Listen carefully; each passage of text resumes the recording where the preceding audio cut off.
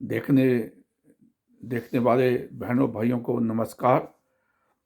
आज का दिन आपका लिए अच्छा रहे और आपके परिवार के लिए अच्छा रहे। लीजिए, आज हम गीता के ऊपर सुनते हैं। गीता का जो है अध्याय 18 एंड पार्ट 40 से शुरू करेंगे। वी गेटिंग क्लोज, क्योंकि गीता के 18 अध्याय है। So maybe next time we will finish this one. So इसको समझेंगे आप और सुनेंगे, बड़ा अच्छा लगेगा, आपका जीवन कामयाब रहेगा। इस 18वें अध्याय में को क्या बोलते हैं? मोक्ष संन्यास योग। हाँ जी, 18वें अध्याय का क्या नाम है? मोक्ष संन्यास योग है। लीजिए कि 18वां अध्याय पार्ट 40। लीजिए, पहले हम करते हैं शुरू, प्रे करते हैं। ओम गजाननम भूत गणादेसेव्यम कपित जम्बू फलसाभिक्षतम उमा सूतम शोक विनाशकारणम नमामि विघ्नेश्वर पाठ पंचम। गुरु ब्रह्मा गुरु विष्णुआ गुरुदेवो महेश्वरा गुरुआ साक्षात परम ब्रह्मा तस्मै श्री गुरुवे नमः। ओम हरे कृष्ण कृष्ण कृष्ण हरे हरे, हरे राम राम राम हरे हरे। लीजिए शुरू करते हैं।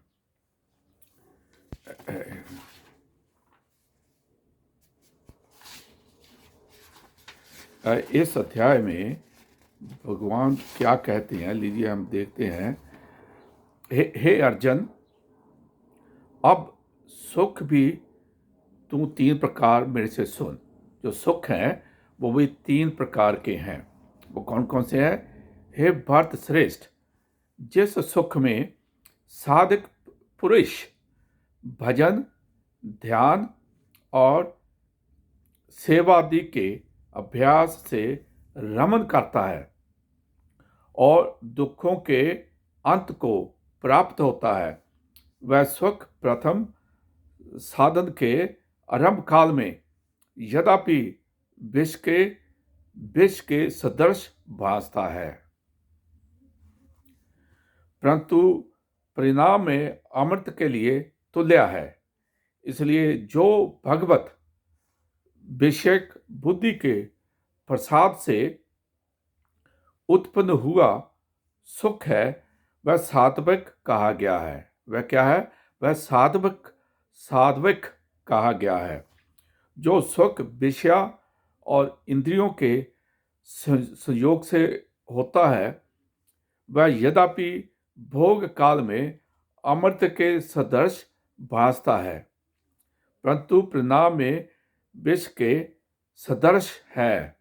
इसलिए वह सुख राजस कहा गया है।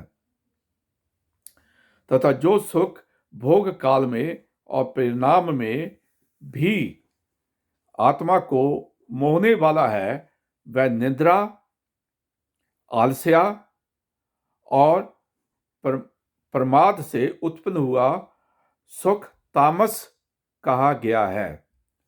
और हे अर्जुन, पृथ्वी में या स्वर्ग में अथवा देवताओं में ऐसा कोई भी प्राणी नहीं है जो कि इन प्रकृति से उत्पन्न हुए तीनों गुणों से रहित हो, क्योंकि यावन मात्र सर्व जगत त्रिगुणमयी माया का ही विकार है। Easy to understand. इसलिए हे परतप ब्राह्मण, क्षत्रिय और वैश्य के तथा शूद्रों के भी कर्म स्वभाव से उत्पन्न हुए गुणों करके विभक्त किए गए हैं, अर्थात पूर्वकृत कर्मों के संस्कार रूप स्वभाव से उत्पन्न हुए गुणों के अनुसार विभक्त किए गए हैं। उनमें अंतःकरण का निग्रह, इंद्रियों का दमन, बाहर भीतर की शुद्धि, धर्म के लिए कष्ट सहन करना और क्षमा भाव एवं मन, इंद्रियां और शरीर की सरलता, आस्तिक बुद्धि, शास्त्र विषयक ज्ञान और परमात्म तत्व का अनुभव भी, ये तो ब्राह्मण के स्वाभाविक कर्म है। शूरवीरता, तेज, धैर्य, चतुरता और युद्ध में भी ना भागने का स्वभाव एवं दान और स्वामी भाव अर्थात निस्वार्थ भाव से सबका हित सोचकर शास्त्र ज्ञानुसार शासन द्वारा प्रेम के सहित पुत्र तुल्या प्रजों को पालन करने का भाव, ये सब क्षत्रिय के स्वाभाविक कर्म है।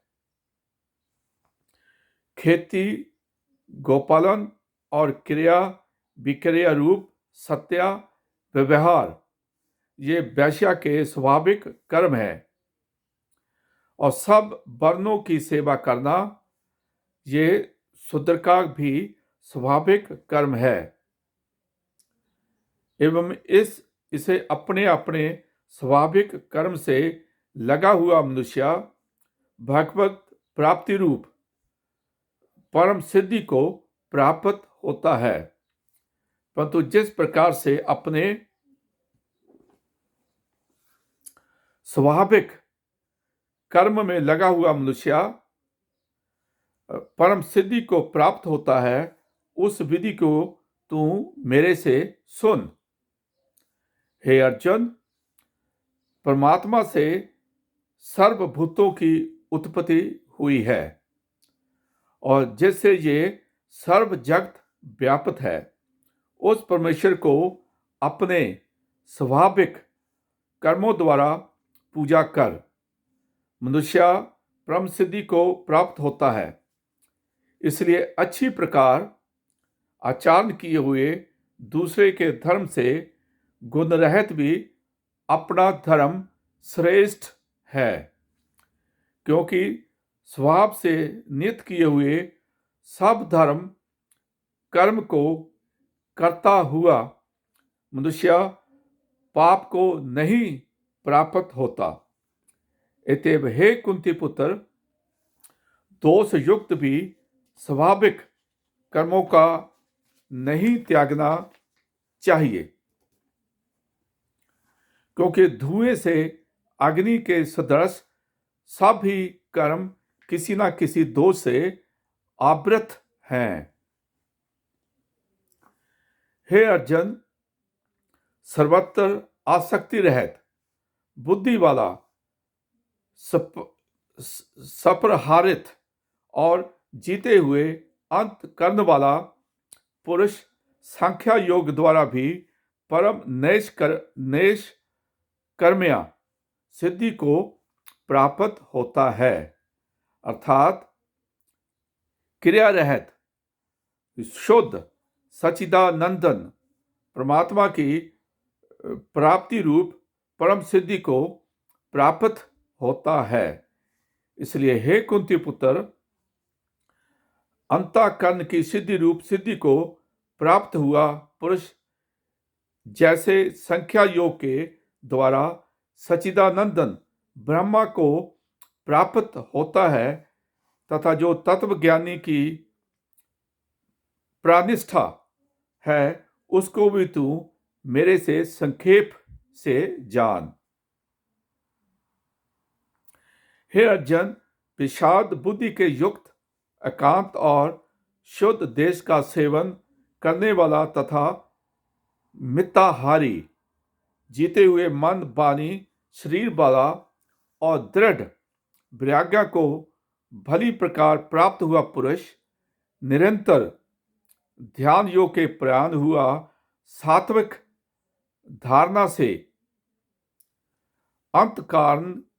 अंतकरण को बस में करके तथा शब्द की विषय को त्याग कर और राग द्वेष को नष्ट करके तथा अहंकार, बल, घमंड, काम, क्रोध और संग्रह को त्याग कर ममता रहित और शांत अंत करना हुआ सच्चिदानंदन ब्रह्मा में एक भाव होने के लिए योग्य होता है। ये आप गीता का 18वां अध्याय सुन रहे थे। इसे आपने मेरा साथ दिया, आपका बहुत बहुत शुक्रिया, बहुत बहुत धन्यवाद। आज का दिन आपके लिए अच्छा रहे, आज के दिन शुभ रहे और आप हमेशा खुश रहे। इसे आगे हम नेक्स्ट टाइम शुरू करेंगे। सो आज का दिन आपके लिए बहुत अच्छा रहे। धन्यवाद और शुक्रिया।